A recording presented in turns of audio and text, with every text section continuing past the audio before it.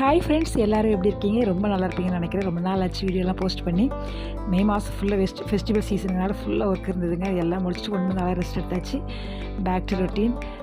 Okay, first நம்ம ப்ளவுஸும் start பண்ணலான்னு சொல்லிட்டு என்னோடய ப்ளவுஸை நான் கட் பண்ணேன். எங்கள் சர்ச்சில் நாளைக்கு பார்த்தீங்கன்னா அர்ப்பணி பண்டிகை. ஸோ அதுக்காக அந்த ப்ளவுஸை நான் கட் பண்ணி வச்சுருக்கேன். கட் பண்ணி ஸ்டிச் பண்ணிவிட்டு ரொம்ப நாள் ஆச்சு இந்த ப்ளவுஸ் சாரீ எடுத்து. ஸோ ப்ளவுஸை கட் பண்ணி ஸ்டிச் பண்ணியிருக்கேன். எந்த விதமான ஒரு டிசைன் எதுவுமே வைக்கவே இல்லை. ரொம்ப சிம்பிளாக ஸ்டிச் பண்ணியிருக்கேன். ப்ளவுஸ் அட்டாச்சில் வந்த ப்ளவுஸ் தான். ஸோ எப்படி இருக்குன்னு சொல்லி மறக்காம கமெண்ட்டில் சொல்லுங்கள். பிரின்சஸ் லைன் வச்சு நான் கட் பண்ணி எடுத்திருக்கேன். அப்புறம் பார்த்தீங்கன்னா இந்த சாரீக்கு சும்மா ஒரு ரூபி ஸ்டோன் வச்ச மாதிரி ஒரு இயரிங்ஸும் பேங்கிள்ஸும் எடுத்திருக்கேன். மேட்ச் பண்ணி போட்டுக்கலான்னு சொல்லிட்டு.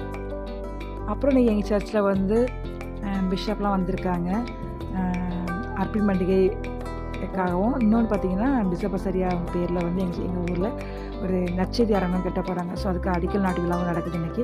ஸோ அதனால தான் பிஷப் வந்திருக்காங்க. ஸோ அந்த ஃபங்க்ஷனும் இருக்குது. அதுக்கப்புறம் லஞ்ச் சர்ச்சில் தான் இன்றைக்கி எல்லாருக்குமே சர்வீஸ்.